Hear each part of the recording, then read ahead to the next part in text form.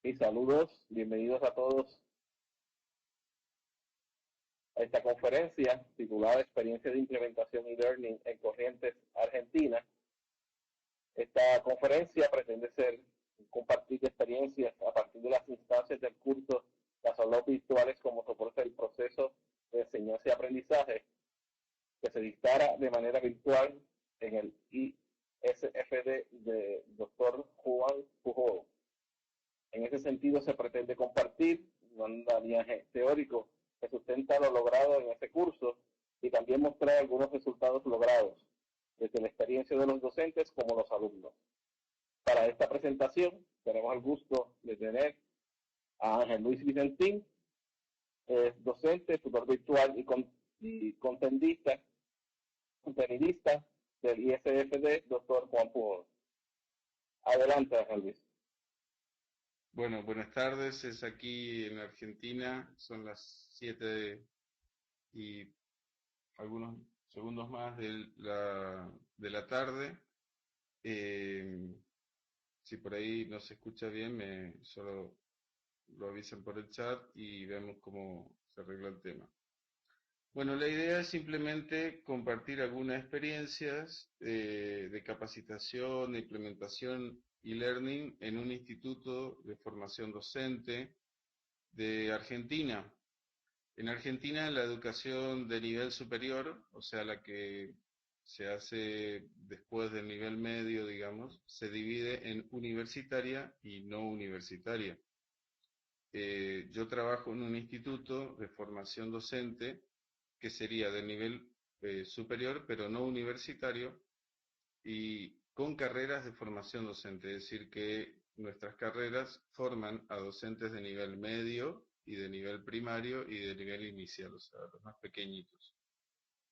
En ese contexto hay un organismo que se llama Instituto Nacional de Formación Docente, que sería como el meta Instituto de Formación Docente, que implementa desde hace un tiempo una política de apostar a la educación virtual, implementando un campus virtual y replicando ese campus virtual a todos los institutos de formación docente.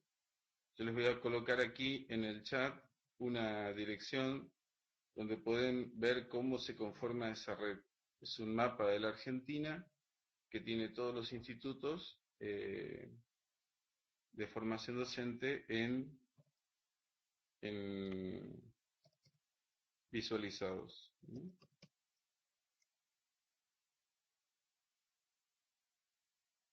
Perdón.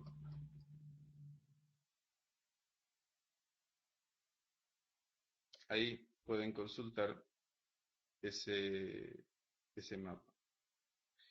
Pero bueno, yo trabajo en este instituto, en esta ciudad, Corrientes, que es una ciudad antigua, tiene 1500, fue fundada en 1588, debe su nombre a que, bueno, está a la orilla del río Paraná, que es un gran río, y que tiene 7 puntas, 7 salientes, y bueno, por eso se llama así. Les dejo una dirección también de una URL para poder consultar también el lugar donde está nuestro instituto y donde podrán ver un poco apreciar un poco de la ciudad. Pero bueno, vamos al núcleo de esta conferencia, que es simplemente contar nuestra experiencia y además sacar de esta experiencia todos los contenidos teóricos que siempre enseñamos cuando enseñamos algo de educación virtual. Así que bueno, vamos a entrar un poco de lleno, ahí voy moviendo un poco las diapositivas. Básicamente este es el resumen, o sea, una ponencia donde veremos cómo se implementó una capacitación virtual en algo, en un contexto, digamos, de surgimiento de esta propuesta. Cómo se aplicó la teoría a este caso particular y algunos pasos necesarios para concretar la capacitación. Esto no quiere decir que sea siempre así, sino que cada uno lo podrá tomar, digamos, como aprendizaje, tomar de aquí lo bueno y poder traducirlo en su contexto, este, en el contexto en el que trabaja, ¿no? Bien, estamos hablando entonces de implementar algo que ya está hecho, ¿eh? Ya está diseñado de alguna manera, pero la implementación es una fase de todo proyecto que necesita ciertos ajustes, es decir, a veces lo diseñado está diseñado por ahí desde un contexto en el cual no siempre es el mismo en el cual se aplica la, eso diseñado. Por eso para la implementación es necesario muchas veces contar con un proyecto, contar con una institución y ver el encuadre técnico y legal. O sea, qué se puede hacer, qué debemos hacer, qué es pertinente hacer en este encuadre, en este contexto, o como queramos llamarlo. Ese proyecto tiene que ser tiene que traducirse también en una especie de manual de instrucciones, es decir, una especie de qué hacer, cómo implementar los pasos, ya que cuanto más concreto, cuanto más abarcativo sea, es mucho mejor. A veces cuando hablamos de proyectos estamos hablando de cosas que en Argentina decimos mucho, dibujamos, o sea, trazamos como para complementar, cumplir un trámite, pero en este caso, y pienso que en todos los casos debería ser así, el proyecto es un respaldo y una guía para saber qué hacer. El contexto en el cual se desarrolla la implementación también tiene que estar sensibilizado. ¿Qué se entiende por sensibilización? La sensibilización es la forma en que la gente reacciona o, digamos, se reacciona ante un determinado estímulo. ¿Está? Así como el papel térmico reacciona ante el calor, este, opacándose, y por eso tenemos las impresoras de las tarjetas de crédito, los post-net. ¿Eh? También es bueno pensar en, en un contexto sensibilizado, es decir, yo quiero implementar algo que es innovador y es necesario de alguna manera sensibilizar a las personas para que ese contexto esté de alguna manera, reaccione de alguna manera como yo lo espero, aunque no siempre va a ser totalmente así. En la sensibilización tenemos que explicar el porqué de nuestro proyecto, el porqué de la educación virtual en este caso. Fíjense que nosotros estamos hablando de educación presencial, de que nuestro trabajo se paga por hora de frente al alumno. La jubilación, por ejemplo, está dada en cantidad de años que uno trabaja frente a alumnos, o sea, que supone presencialidad. Entonces, ¿para qué me voy a involucrar en un proyecto eh, donde tengo que estar, digamos, de alguna manera, haciendo trabajo extra? Eso sería imposible de lograr sin una buena sensibilización. Es decir, ¿por qué es bueno esto? ¿Por qué? ¿Qué sentido tiene hacer este tipo de innovación? ¿Está? ¿Qué sentido tiene hacer este tipo de innovación? A veces esta sensibilización está dada solamente por el hecho de que lo piden las autoridades. Y en el fondo este tema es un tanto complejo, complicado, porque se termina por un principio que se llama algo así como la homeostasis, es decir, volver a lo, volver al equilibrio anterior, ¿eh? Volver a cierto equilibrio anterior. Si quieren imponerme algo para cambiar, yo lucho de alguna manera para volver a lo anterior. Y ahí se torna entonces una, una lucha, ¿no? De ver qué sentido tiene esto, qué aplicabilidad tiene, ¿no? Entonces es necesario crear una fase dentro del proyecto de sensibilización, de explicar la idea, de explicar el por qué la innovación es importante, por qué es necesaria o es importante. Cualquiera de las dos cosas en cierta forma es bueno. La estrategia metodológica que yo tengo que realizar para justamente, esto tiene que ser parte del proyecto, ¿no? Tiene que estar escrito y tiene que ser de alguna manera no un manual de instrucciones, pero sí algo parecido, ¿no? Bueno, nosotros en este caso, nosotros digo porque en realidad trabajamos en equipo, ¿no? Yo fui el coordinador de este proyecto y trabajamos con 3 docentes más y, y bueno, fuimos trabajando en este grupo de gente. En realidad, también cabe acotar aquí, este proyecto se viene implementando desde hace 4 años. Este año tiene mayor auge justamente porque fue dado en un contexto más sensibilizado, ¿no? Y después vamos a explicar por qué.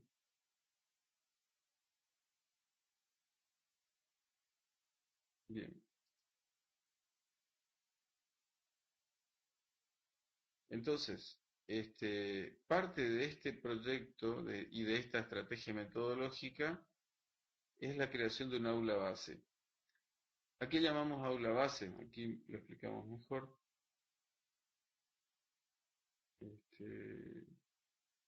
En el aula base, perdón, vuelvo atrás. Sí. El aula base sería el aula de donde trabajamos el laboratorio del curso, es decir, donde se prepara el curso y donde se elabora, digamos, de alguna manera, el material y la forma en que se va a conducir durante el curso. Básicamente, después vamos a retomar el tema del aula base porque es importante, digamos, lo que viene ahí. Básicamente, un curso de e-learning tiene 2 aspectos fundamentales que uno tiene que trabajar. Eso está un poco en la teoría, lo dicen muchas de las teorías, que es la gestión de usuarios y la gestión de contenidos. En cuanto a la gestión de usuarios, tenemos que definir los roles. En este caso, por ejemplo, hubo el rol del coordinador el rol de, y el rol de docente contenidista estaba en una sola persona, pero después tuvimos 3 tutores, es decir, con otro rol, digamos. Estos tutores no podían modificar contenido, aunque sí podían en realidad modificar parte del contenido, pero no todo. Y en ese modificar parte del contenido era simplemente para poder interactuar con los cursantes, ¿no? Bueno, los tipos de usuarios tienen estrecha relación de alguna manera con los roles, aunque no son lo mismo, ¿no? Es decir, que yo puedo tener un mismo usuario y dependiendo de la circunstancia, tomar cierto rol, ser administrador o ser, hola, ser administrador o ser simplemente alumno o cursante.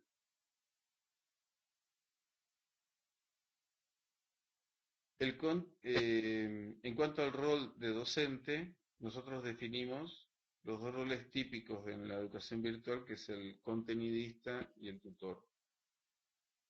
El contenidista es aquel que crea y administra el contenido, que se va a utilizar, y el tutor es el que está más en relación con los cursantes.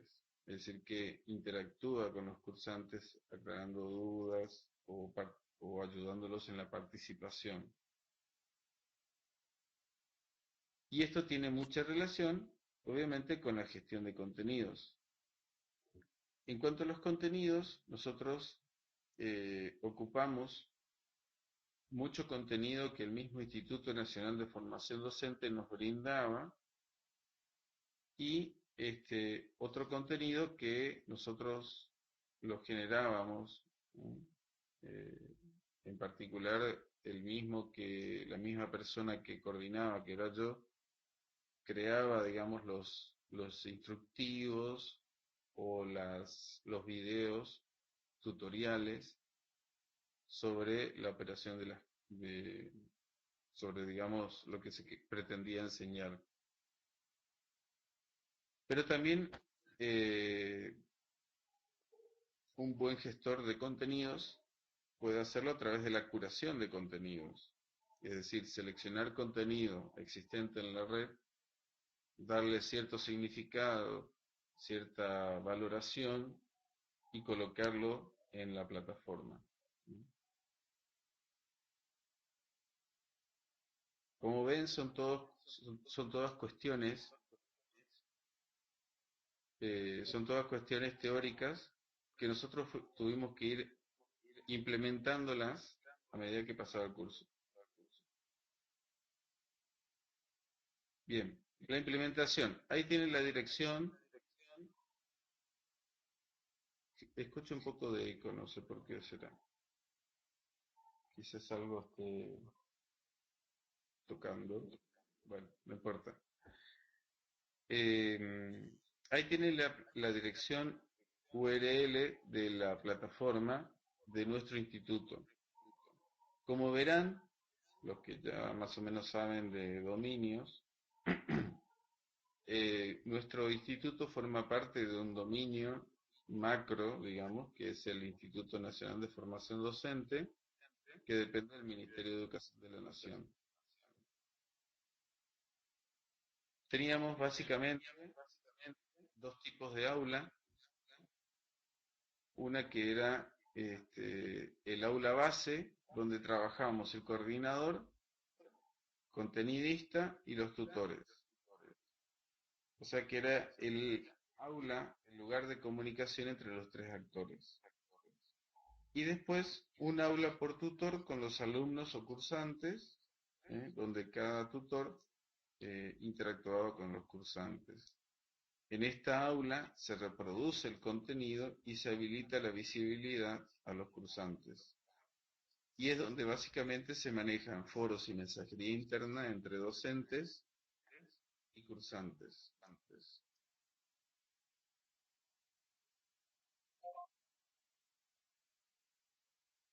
Bien, aquí tengo unas capturas de pantalla.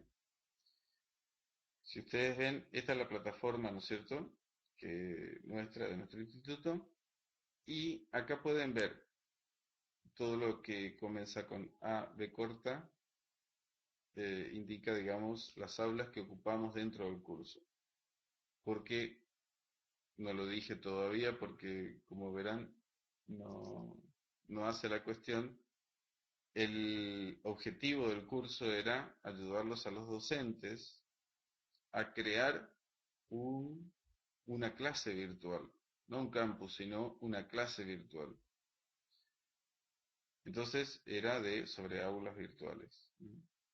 Entonces aquí teníamos el aula virtual base, donde interactuábamos los tres actores, o sea, el coordinador, contenidista y tutores, que son estas tres aulas que ustedes ven, una que está arriba de AB Base, AB Alegre, AB Colombo y AB Segovia, que eran los tres tutores. Y todas estas aulas que ustedes ven que comienzan con AB, son aulas donde los cursantes practicaban, o sea, creaban la producción de que el curso les estimulaba a hacer, digamos. O sea que cada uno de los tutores accedía a estas aulas para poder verificar, digamos, el trabajo hecho. A esas aulas solo podían entrar los cursantes, se ve como un aula de práctica, ¿no es cierto? Ustedes imagínense en una carrera docente, los cursantes de una carrera docente deben hacer prácticas docentes en en otras instituciones del nivel medio o primario, que es el objeto de su capacitación, digamos. Bueno, acá lo hacen en el mismo campus virtual. Van a crear esta clase virtual dentro este, dentro del mismo campus, ¿no? Bien, este digamos, es una pantalla donde están todas las clases, ¿eh? Que se habilitaban semana a semana en el aula base. O sea que esto sería, digamos, aquí está el contenido, ven que aquí dice AB base, ¿no es cierto? O sea que es el aula base. Eh, Aquí se preparaba el contenido que después directamente se copiaba a cada una de las aulas, este, de de los tres tutores, ¿no? O sea que se reproducía el contenido creado aquí, este, en cada una de las aulas de los docentes. Esta es un poco la portada de cada una de las aulas, ¿no? de, o sea que esto es lo que veían, digamos, los que cursaban el curso, los profesores. Nosotros le llamábamos cursantes para no, porque también eran colegas, digamos, colegas nuestros, así que son todos docentes, somos todos docentes de profesión, y bueno, para no llamarlos alumnos, ¿no? Los llamábamos cursantes. Esta era la portada del aula que ellos veían. Este es un foro donde interactuábamos tanto el coordinador como los tres profesores tutores, ¿no? O sea que esto es del aula base, así no van a leer lo que ahí dice, pero básicamente en esta aula, en este foro, nosotros estábamos compartiendo sobre algunas ideas, sobre algunos, digamos, situaciones particulares que tenían los cursantes. Y bueno, era bastante interesante, colaborativo, ameno, porque nos reíamos en ese espacio, de situaciones que teníamos, o también nos apurábamos para solucionar, ¿no? Bueno, aquí un poco de, de información también para contextualizar un poquito de qué se trataba eh, el instituto, de qué se trata el instituto y relacionado con lo que decía al principio de esta charla, ¿no? Eh, Ahí tenemos una foto de la portada, ahí tenemos el lugar donde está Corrientes, ya le pasé la dirección también donde buscarla en el Google. No alcancé, digamos, a colocar algunas imágenes, a ver si tenemos, bien, por ejemplo, el aula de cada cursante, porque no quería recargar mucho, pero básicamente es un poco de lo mismo, ¿no? Bien, ¿qué fundamentó de alguna manera este proyecto de innovación? ¿Cuál es la idea de hacer algún tipo de innovar eh, en este tipo de educación en un sistema educativo que prácticamente está pensado para ser presencial? Esa es una cuestión que la ley nueva de educación que tiene Argentina desde hace un par de años atrás, plantea, digamos, como una especie de desafío. Hay una necesidad de explorar nuevos perfiles docentes en la educación superior.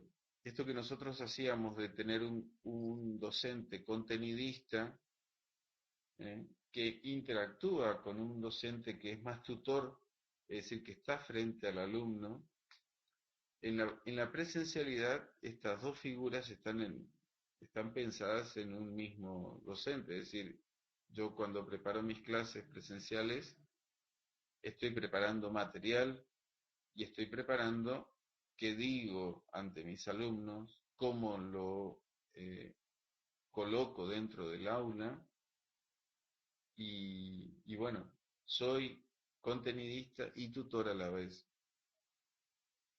Entonces ahora quizás haya que pensar nuevos perfiles docentes también en la educación superior, ¿no es cierto? Por ahí yo me puedo dedicar más a la parte de generación y curación de contenidos y no tanto a la parte de, bueno, la interacción entre el contenido y el alumno, o viceversa. Otro aspecto que es fundamental en la educación virtual y que se está incorporando de a poco es conectar el ambiente de enseñanza-aprendizaje con el mundo en el cual se desenvuelven los alumnos, ¿no? Eso es algo que los alumnos están de alguna manera reclamando a la educación superior. Es decir, ellos se mueven en contextos que, que la educación parece que todavía no se mueve, digamos. Entonces es fundamental que el ambiente de enseñanza y aprendizaje sea lo más parecido al ambiente en el cual se desarrollan y se desenvuelven los alumnos. Esto es algo que el gobierno nacional ha querido de alguna manera reforzar con el plan Conectar Igualdad, digamos, ¿no? Y que bueno, se va implementando de a poco, bien o mal, con sus idas y vueltas, como todo proyecto, en las distintas jurisdicciones. Pero es fundamental que, digamos, el aula presencial lo entendamos o lo vemos de alguna manera como una especie de laboratorio, es decir, en un salón con 4 paredes y un techo, eh, y producir ahí situaciones de enseñanza-aprendizaje es mucho más difícil que producir situaciones de enseñanza-aprendizaje en todo Internet. Es decir, cuando uno selecciona contenido y lo coloca dentro de un ambiente virtual, dentro de Internet, la cosa se masifica y uno puede traer ese video que antes lo tenía que bajar de YouTube, conseguir un protector, conseguir la computadora para proyectarlo, invertir tiempo presencial para que los alumnos vean ese video. Ahora se hace mucho más fácil con la virtualidad, porque yo indico solamente la URL al video y ya está, ¿no?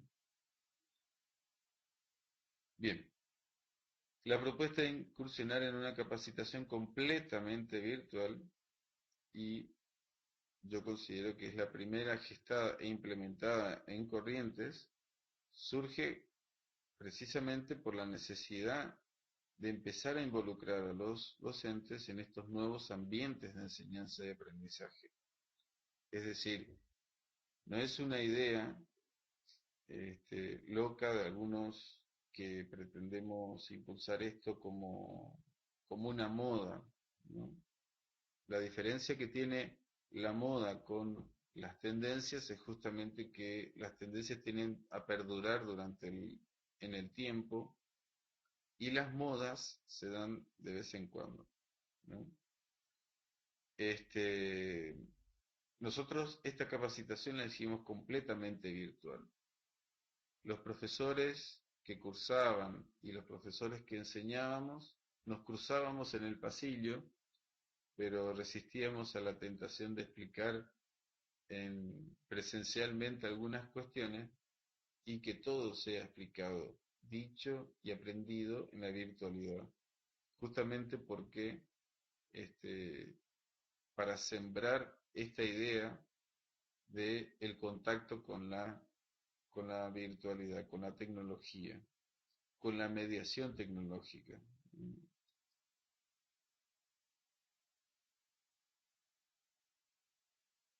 También era necesario ofrecer un marco de formación para educadores, con un fuerte fundamento teórico, un importante peso en la práctica, para que los docentes implementen en sus prácticas pedagógicas estas estrategias que los entornos virtuales ofrecían. O sea, imagínense que nosotros teníamos una situación en la cual nuestros alumnos del profesorado, por ejemplo, en matemática, iban a hacer sus prácticas docentes a institutos de nivel medio que ya tenían todos los alumnos computadoras personales. Entonces, elaborar una propuesta pedagógica sin incluir las TIC dentro de esas propuestas era como mandarlos a nuestros alumnos sin balas ante la lucha que tenían por delante. Entonces es un imperativo, digamos, y que eso se logró a través de este proyecto de mejora institucional llevado a cabo por la Coordinación de Formación Inicial del Instituto, la necesidad de esta formación. Ahí viene lo que decíamos al principio de la sensibilización, es decir, entender que es necesario poder implementar y aprender sobre estos nuevos lenguajes, estos nuevos ambientes, esta nueva tendencia que hay a nivel global y poder de alguna manera llevarla a cabo. Entonces esto es parte de la fundamentación de nuestro proyecto que está acá puesto, ¿no?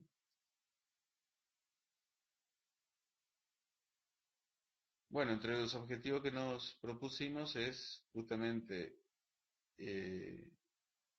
poner al docente delante del campus virtual, que pueda identificar, apropiarse de estos contenidos, de lo que el campus virtual le ofrece como estrategia de enseñanza-aprendizaje. Son todas cuestiones que ninguno de los docentes que estamos ahí aprendimos en esta carrera docente, ¿tá? Es decir, en nuestra carrera docente, y en cualquier otra carrera docente soportada dentro de la educación presencial, no nos enseñan a utilizar el campus virtual justamente como un espacio para proponer estrategias de enseñanza-aprendizaje. Entonces era necesario poder colocar ahí esta significatividad, es decir, lograr que la persona, el docente, pudiera decir, esto me sirve para enseñar y me sirve también para lograr que el alumno pueda aprender. En ese sentido, el campus virtual se torna como una metáfora para el aula física a la cual estoy más acostumbrado.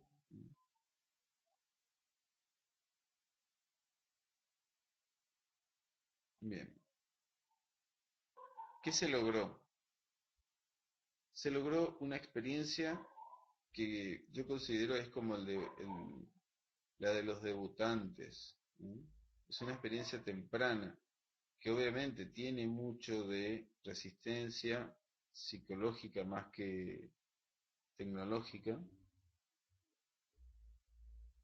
pero que es válida de alguna manera, ¿no?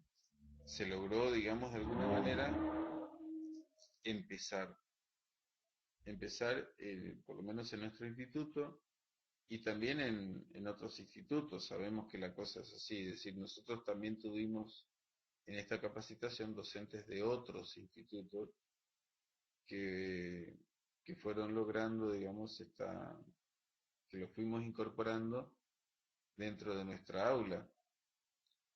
Es más, docentes de instituciones en las cuales nosotros o nuestros alumnos realizan sus prácticas docentes. Logramos adecuarnos un poco a las tendencias actuales. Proponer al alumno este tipo de adecuación a las nuevas tecnologías, ¿no? Surge como una necesidad, eso es algo que lo puse así con el signo de pregunta porque no todos lo perciben como una necesidad inminente, ¿no? Pero eso es algo lógico, es decir, si uno analiza, por ejemplo, el crecimiento, el desarrollo de instituciones que están en la educación virtual desde hace años, a todos les pasó esto, digamos. No todos lo vieron como una necesidad, ¿está? Pero sí es algo que está planteado como un desafío, tal vez, ¿no? Esto de ver, de verlo como algo necesario, ¿está? También generó mucha reflexión en torno a eso, que en cierta forma tratamos de capitalizar para mejorar el proyecto, ¿no? Por eso hicimos una encuesta inclusive, y bueno, la encuesta dio favorable para nuestro desempeño, pero también deja mucho para mejorar, ¿tá? Y como objetivo fundamental que nos proponíamos era consolidar o ayudar, estimular a la práctica docente. Es decir, lograr que nuestros profesores pudieran generar en sus alumnos, que son futuros docentes, una buena práctica docente, es decir, una práctica en la cual se incluya las tecnologías de la información y la comunicación como una mediación en principio, pero también que sea algo que a futuro dé soporte a la práctica. Bien, yo con esto más o menos fui delineando y terminando todo. Quedan algunas. Ah, esto es agregado que le han hecho. Ok, Bueno, pues entonces ahora podemos ver algunas preguntas que hayan surgido, algunas dudas o algunas cosas que no se hayan podido entender. sí, en la página de las preguntas tenemos varias. Vamos a comenzar por la primera. Tenemos aquí siguiente pregunta. Eh,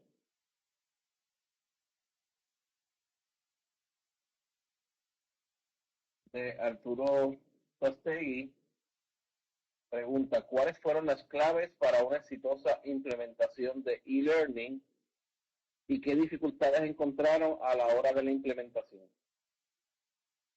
Bueno, las claves están un poco en el proyecto, o sea, eh, y en la sensibilización que se ha ido logrando, digamos. Para mí eso fue clave. Empezar a sensibilizar a los docentes de la necesidad. Es decir, uno escuchaba eh, que algunos decían, bueno, esto no es para mí, esto yo no lo veo como algo necesario. Como le decía hoy, hace 4 años que venimos tratando de implementar este sistema de utilización de las TIC y bueno, siempre estaba restringido por ahí al profesor de tecnología, al profesor de informática, pero rara vez, digamos, estaba puesto, digamos, para todos los docentes. Entonces, esta vez hemos logrado, digamos, un alto grado de sensibilización. Eso fue un poco lo que me parece a mí fue clave, porque eso trajo a la gente y y hubo mucha gente que hizo mucho esfuerzo por entender, por tratar de conseguir, digamos, los objetivos del curso, y que le puso muchas ganas. Y fue con idas y vueltas, pero salió. Y ahí están un poco las dificultades también. Las dificultades estaban en orden. Yo distingo dos tipos de dificultades. Una dificultad que es técnica, el tema de conexiones, de no contar por ahí con buena conexión a internet, no contar con buenos instructivos, no contar con es decir, algo de nivel más técnico, y por otro lado institucional, digamos. Es decir, a veces los docentes estaban más interesados que los mismos, por ahí con respecto a alguna autoridad, digamos, y costaba un poco la implementación o la difusión del proyecto, por ejemplo. Pero esas son dificultades menores en cierta forma. Eh, ya a esta altura no estamos encontrando dificultades en ese sentido. Es más, una de las personas que fue tutora está dando este mismo curso se hizo una adaptación para hacerlo con un encuentro presencial y después encuentros virtuales en el mismo instituto. Para docentes, por ejemplo, que abandonaron esta capacitación porque no pudieron completar, o para docentes que no llegaron a tiempo, digamos, para inscribirse.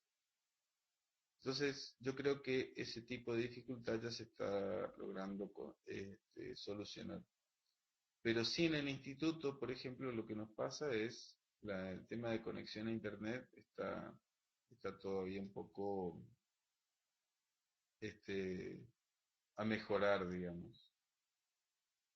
Bien, no sé si Arturo pude contestar un poco tu pregunta o Ok, merece una versión.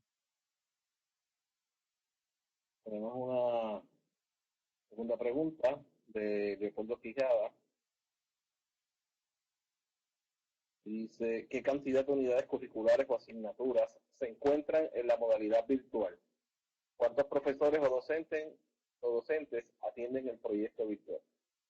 Bueno, en realidad no hay una unidad curricular ya en modalidad virtual, al menos en el instituto, y de eso estamos un poco lejos todavía, me parece. Pero sí ha crecido, digamos, el número de docentes que trabajan que tenemos que seguir trabajando, obviamente, en la presencialidad, pero que ocupamos el campus virtual por lo menos para compartir archivos, crear foros e interactuar con los alumnos. Y eso está creciendo. Más o menos, yo no hice todavía cifras así como oficiales, pero el campus virtual ha crecido, del instituto estoy hablando, ha crecido más o menos en un 45, entre un 45 y 55% la capacidad, la cantidad de aulas que se están habilitando, sin contar estas aulas específicamente para cursos, son aulas que nosotros creamos, pero que son transitorias, es decir, después las borramos o las damos de baja, digamos. Pero bueno, eso ya es algo, ya es un avance, digamos, en el tema de la virtualidad. ¿Cuántos profesores de nuestro instituto se han adherido? Más o menos en total habrán sido 12 o 15, sobre una planta de bastante, de 80 más o menos.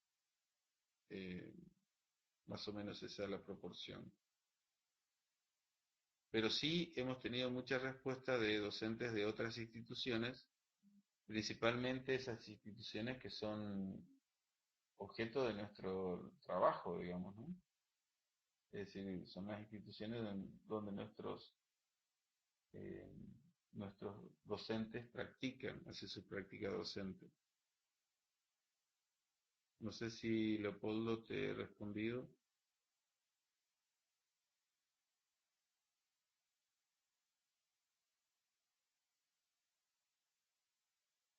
Bueno, muchas gracias Leopoldo por tus palabras, también por las tuyas, Arturo. Muy bien. Tenemos una tercera pregunta por aquí, de Roxana de Argentina. ¿Los futuros docentes diseñan sus actividades y las ponen en práctica? ¿Trabajan con software específicos de acuerdo a la área de formación del futuro docente? Eh, sí, los futuros docentes diseñan sus actividades. Este,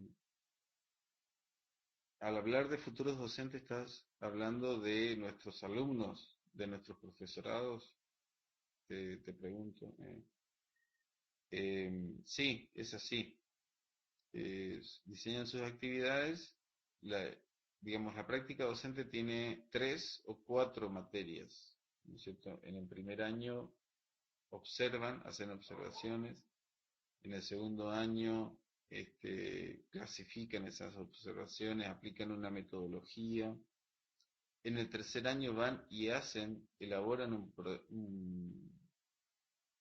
actividades, o sea, elaboran sus prácticas, digamos, sus clases prácticas. Y en el cuarto año desarrollan un tema con la ayuda del profesor de la cátedra y con la ayuda del profesor de la cátedra donde ellos trabajan. Y hacen una residencia, es decir, que van y actúan como docentes ya de esas instituciones. No trabajan con software específicos así. eh, digamos, como yo no soy profesor de práctica docente, a veces no sé con qué trabajan concretamente, pero como en nuestro instituto se dan profesorados de lengua, de matemática, de informática y de nivel primario y de nivel inicial, yo sé que, por ejemplo, profesores de matemática incluyen software específico para la matemática, software libre estamos hablando, en sus prácticas. Pero por ahí de lengua, no sé, o de primaria, yo doy TIC en primaria, en educación primaria, y yo les presento por ahí algunas ideas al respecto, pero ya en la parte de la práctica docente de la materia, del espacio curricular, ¿no? Práctica docente, ahí ya no sé qué aplican. Entiendo que sí, digamos. No sé si más o menos respondí, Roxana. Bueno, muchas gracias. ¿Cuál es la matrícula actual de estudiantes en su espacio virtual que cursan estudio? Bueno, nosotros tenemos más o menos, a ver, no tengo esos números concretamente, pero si me das un tiempito lo podremos buscar. Actualmente en el campus virtual nosotros tenemos más o menos 1000 usuarios. No todos esos usuarios son docentes en ejercicio, digamos, y no todos son alumnos, pero más o menos eh, serían unos 900, sí, 900 entre alumnos y profesores. Eh,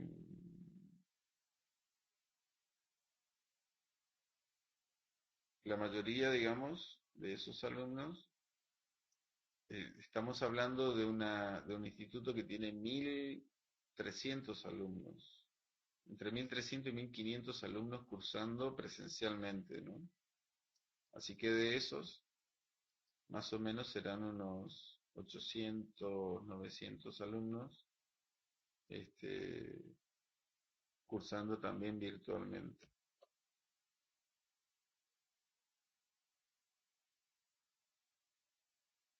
Tenemos a Marlon Agustín que expone la siguiente pregunta. ¿Existe algún departamento de creación de recursos multimedia o aplicaciones? No, ¿Cómo funciona o si existe esta organización?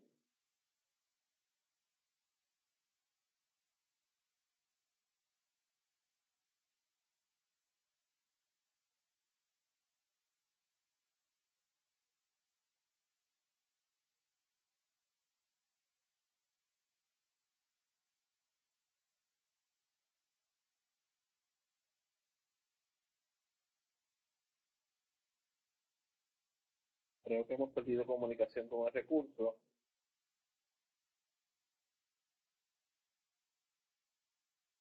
hola. Ok, ahora, muy bien.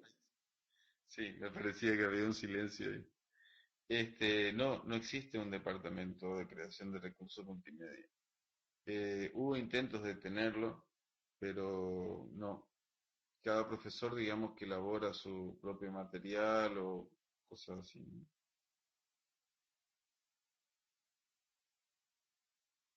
Tengo otra pregunta de Leopoldo también, que dice, ¿considera usted que hay ausencia de motivación de parte de los profesores o tecnofobias?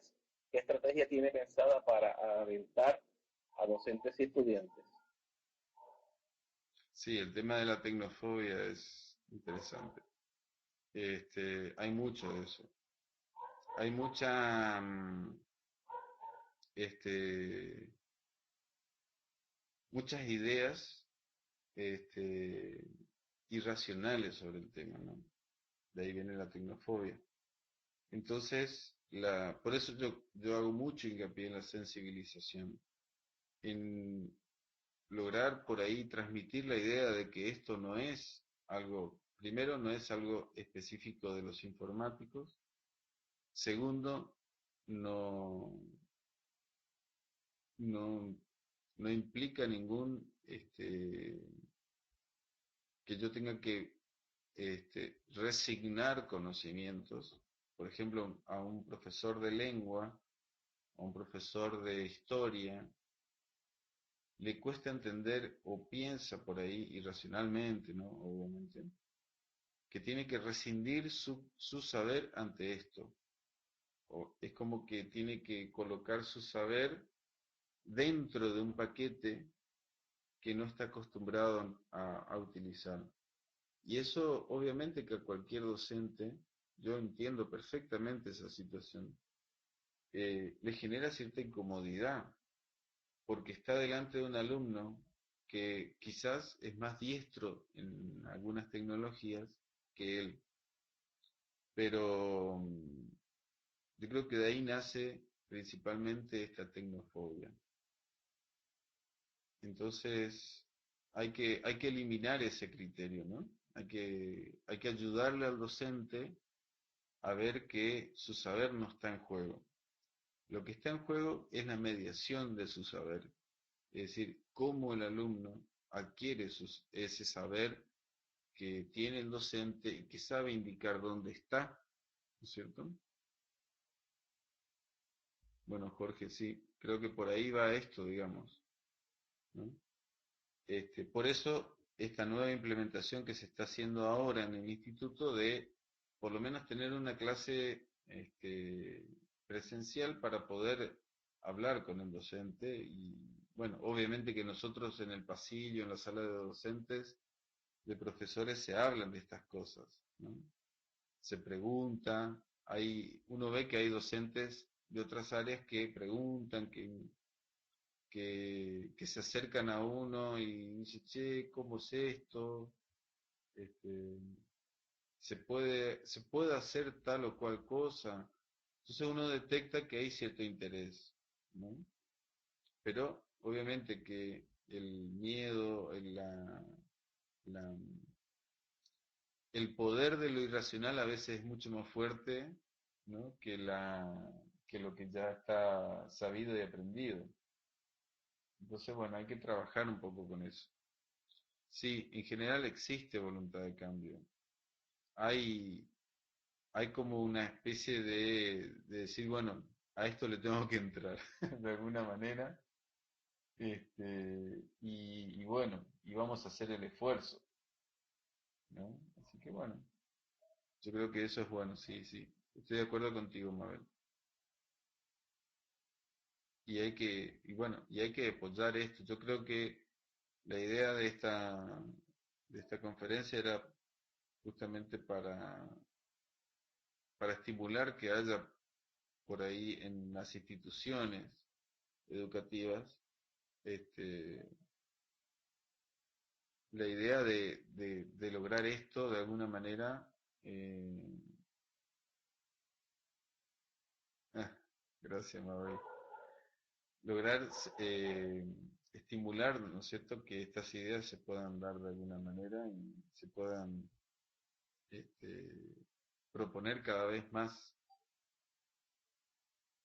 cosas de este tipo. Bueno, no sé si fui respondiendo más o menos, Jorge, tu, tu pregunta. Claro, el Chaco está enfrente de Corrientes, ¿no? Para los que por ahí no son de Argentina. Sí, entiendo que la respuesta fue bastante clara, Ujú. precisa. Tengo otra pregunta de Hugo de San Luis. Cuando se dice que surge la propuesta de implementar una capacitación completamente virtual, ¿se refiere a los alumnos de la red de institutos? Debe ser así. La idea sería pasar a ser una especie de institución como la UOC de Cataluña. Sí, Hugo. No tanto como la UOC, pero no estamos pensando en implementar carreras totalmente virtuales. Sí de que las carreras sigan siendo presenciales, pero con apoyo en la virtualidad. Hay dos cosas que sustentan esto, digamos. El hecho de aprovechar las horas presenciales para eh, impartir o, un tipo de estrategia que demande la presencialidad. Y aprovechar la virtualidad para un tipo de estrategia que no necesite la presencialidad. Por ejemplo, si yo me paso en mis horas de clase explicando un tema, este, simplemente hablando delante de los alumnos para explicar que esto es así, es así, es así, es así, este, bueno, yo puedo esa misma explicación dejárselas en el campo virtual y ocupar mi tiempo presencial para resolver problemas cognitivos que los alumnos tengan surgidos a partir de la lectura del material sobre el contenido que yo quiero enseñar. Es un poco distinto el enfoque, digamos. O sea, y no solo estamos hablando de lectura de material, sino, por ejemplo, de otros recursos que en la presencialidad prácticamente me serían imposibles tenerlos. ¿Está? Entonces, más o menos se trata de eso, digamos, ¿no?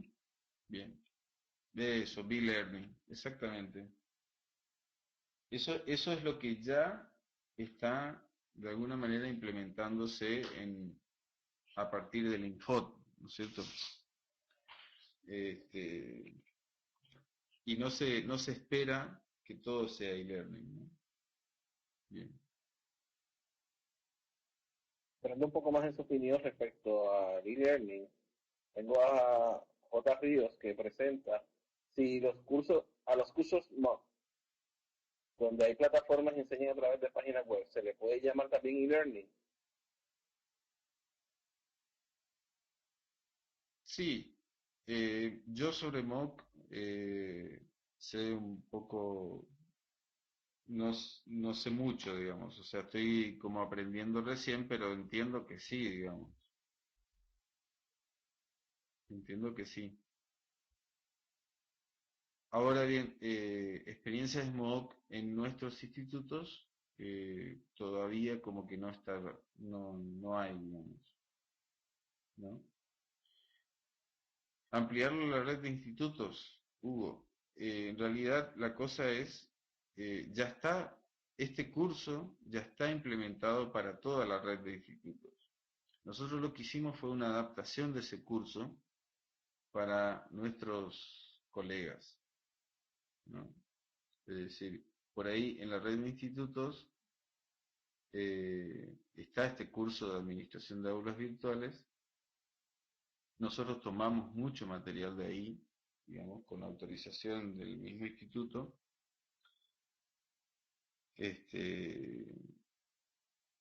Pero, claro, nosotros como que hicimos una adaptación a nuestro entorno, claro, así es. Mabel, sí, es así. Hace referencia a formación abierta y masiva, todo online. En ese sentido, sí es.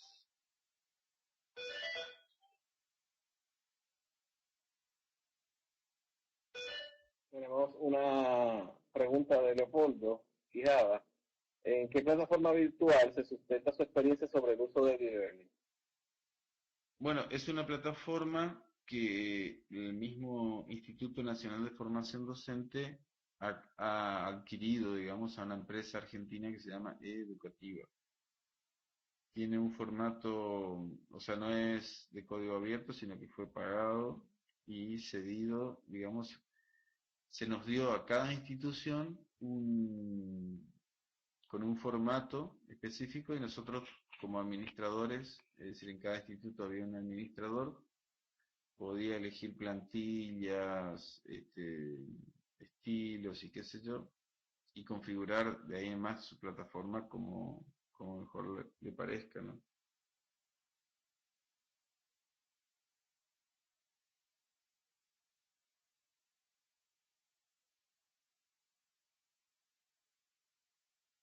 Esta decisión de plataforma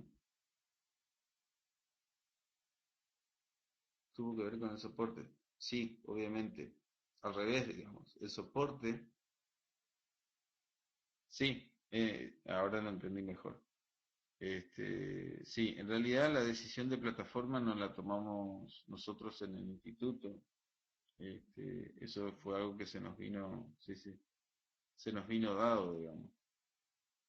Después nos enteramos, porque conocemos de alguna manera, yo en el mundillo donde me desenvuelvo, este, sabemos de qué empresa estamos hablando. Puede decirse que permite esa plataforma en cuanto a videoconferencia, compatibilidad. Videoconferencias, sí, se puede implementar. No, no sé qué se haya podido hacer, pero entiendo que sí, digamos. Y compatibilidad con Google Drive, sí, con todos o sea, tienen editores HTML que nosotros les enseñamos a usar a nuestros alumnos, digamos. Así que uno no necesita por ahí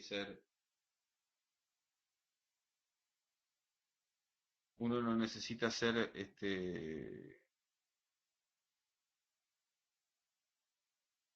administrador del aula para para poder manejar el código HTML dentro del aula, ¿no?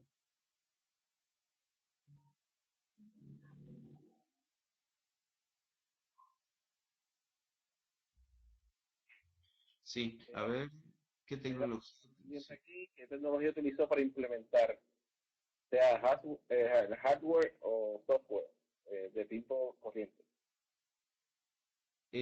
Nosotros utilizamos edición HTML de software, digamos, y de hardware, eh, lo que se necesita para Internet, digamos, computadora con conexión a Internet y nada más. Este, y después, bueno, utilizamos sí para videos el Camtasia, para todo el tema de intuitivos tutoriales. El Camtasia nos permitía, por ejemplo, también elaborar el video, la versión en video, y desde esa misma versión generar un PDF con todas las capturas de pantalla y con agregados de indicaciones, cosas así. Fue una decisión a nivel nacional. Hay una decisión a nivel nacional. No sé, Pimpo, si pude responder su pregunta. Este, por ahí si quedan cosas colgadas, simplemente a ver, me indican, ¿no? Perdón. Eh, ¿Fue una decisión a nivel nacional? Sí, hubo una decisión a nivel nacional de crear esta red de nodos, ¿no es cierto? Como les decía hoy, nosotros quisimos hacer algo más acotado y más delimitado para nuestros docentes, justamente por este tema de la sensibilización. Este, para que, bueno, nuestros docentes sepan que gente como ellos están en estas cosas. Entonces, que no es nada, que no es una, no es algo, no es algo imposible de lograrlo, digamos, ¿no? Más o menos esa fue nuestra idea. ¿Qué se podría utilizar una libre y no un acuerdo millonario? Sí, es cierto eso, pero esa decisión no la tomamos nosotros, ¿no? O sea, nosotros digo el Instituto de Corrientes, precisamente. Sí, sí, entiendo. La pregunta mía era trazada, sí. Bueno, no sé si quedan algo más, quedó algo en el tintero, yo e-learning y b-learning u otros. El e-learning es, digamos, al e-learning se le dice como la educación totalmente virtual, es decir, que no hay ningún contacto físico entre docentes y alumnos, como en este caso, por ejemplo. Y este, el b-learning es una mezcla entre una situación de aprendizaje presencial y una situación de aprendizaje virtual. Viene de blended, ¿no? O sea, una mezcla sería. No sé, Alex, si más o menos te quedó claro.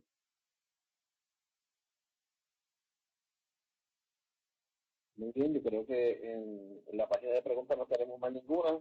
Si alguien tiene alguna aportación en el chat que quiera al último momento preguntar a Ángel Luis.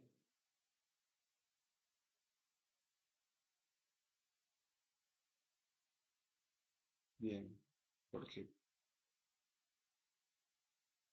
hay otras mezclas más. Bueno, en realidad el tema del nombre es un poco, a mí por lo menos, me resulta un poco, como que tiende a confundirnos, digamos, porque la E que se le pone adelante de la palabra learning, está indicando electronic, ¿no es cierto? No, no precisamente, o sea, como da la idea, digamos, o pretende dar la idea de que todo es electrónico. La mediación que se utiliza en la enseñanza y aprendizaje es electrónica. En cambio, la B significa que hay una mezcla nada más. Más o menos son las dos formas.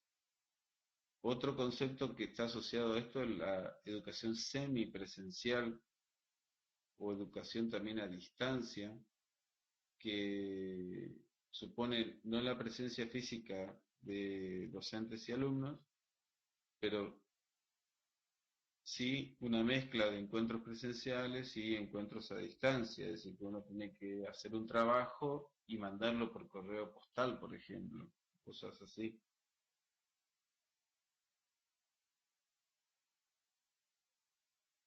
¿Cómo se Okay. mide? Sí, He tenido varias preguntas en el chat. ¿Considera que Así, podríamos obtener una educación más inclusiva a través de los medios virtuales? sí, inclusiva, sí. Eh, Algunos podrán pensar que no, digamos, es inclusiva porque permite, ahí, es inclusiva, porque permite que personas que no tienen acceso físico al instituto puedan acceder a la capacitación, a la formación. Nosotros tenemos alumnos que viven, por ejemplo, a 25 kilómetros de la ciudad y a veces salen de clases a las 11:30 de la noche y llegan a sus casas como a las 2 de la mañana, 1 o 2 de la mañana, porque tienen que esperar colectivos o cosas así. En ese sentido, la idea es crear extensiones áulicas o cosas así para que la educación llegue a ellos, ¿no? Sí.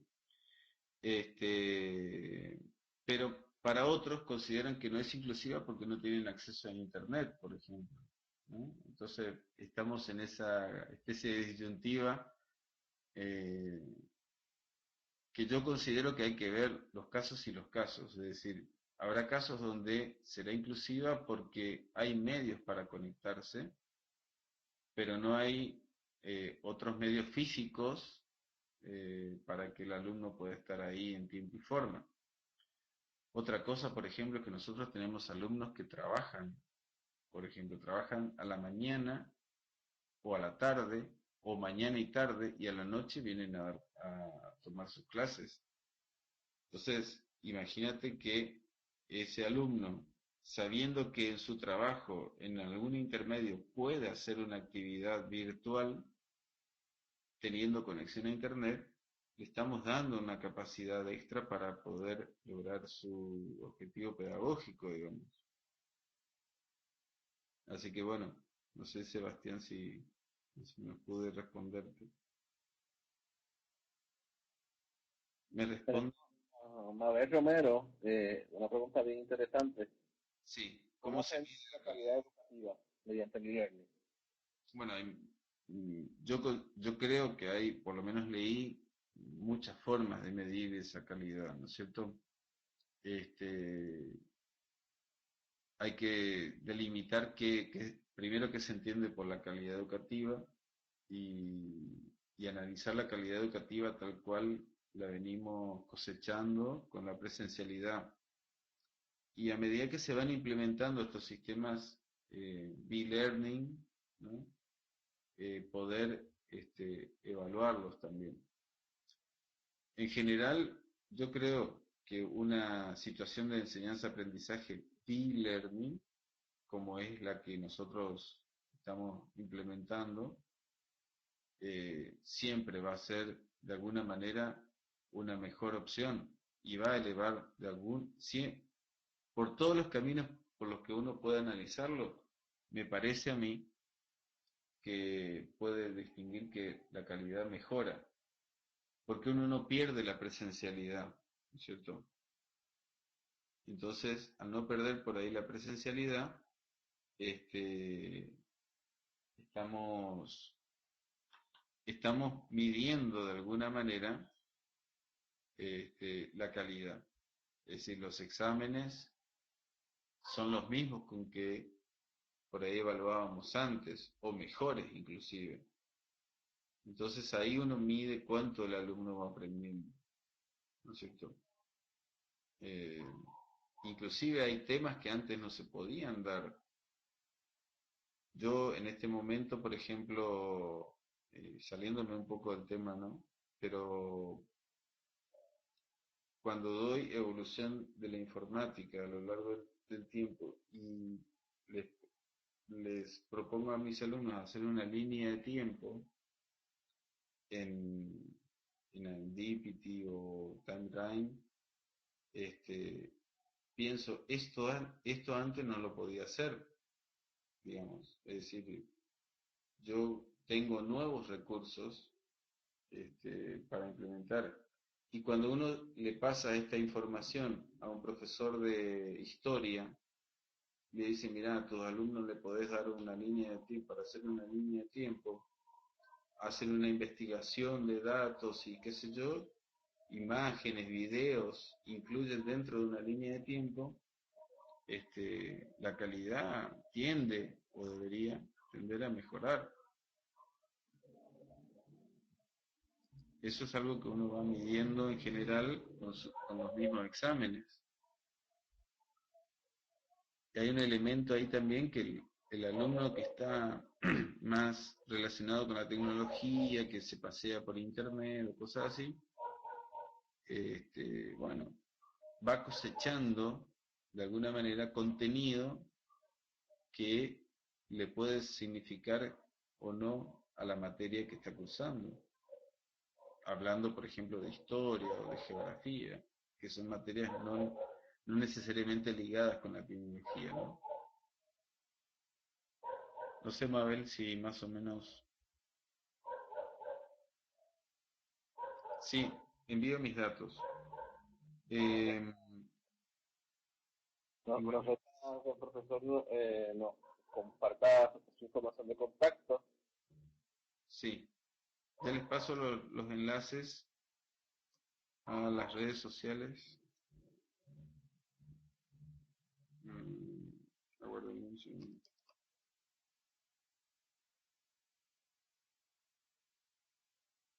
Queremos agradecer al profesor Ángel Luis Vicentín por ofrecernos esta oportunidad de haber compartido y intercambiado información con nosotros respecto a este tema que nos compete tanto en estos días que estamos trabajando con esta modalidad en todos nuestros espacios académicos y educativos.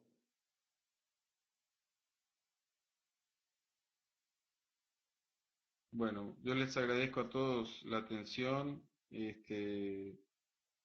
Espero más o menos haber compartido esto que, bueno, en cierta forma es un poco lo que hacemos, nada más. Y, y bueno, y estimularlos de alguna manera que se metan, se involucren en estas cosas, para provecho de sus alumnos, ¿no? Ahí estoy pasando mis datos. En el Facebook también me encuentran con mi nombre completo, Ángel Luis Vicentín. También les paso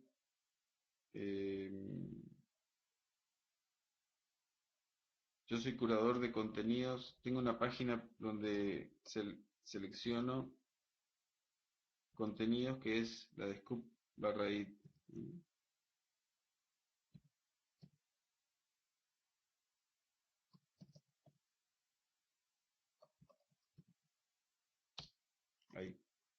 Ahí se la pasé. Muy bien. Básicamente, todas mis materias, o la mayoría de las materias que enseño, hago una selección de contenido en esa página de scoop.it. Sí, interrumpí a alguien que me quería hablar. Gracias, Arturo. Sí. Agradecemos ampliamente por esta presentación. Ahí ya tienen los enlaces para información de contacto. Agradecemos también a todos los participantes que estuvieron con nosotros durante la presentación. Sí, yo agradezco mucho a ti, Juan Martínez, por estar trabajando aquí, y a todos los que me han escuchado y han atendido. Les agradezco mucho. Excelente, estamos agradecidos. Bueno.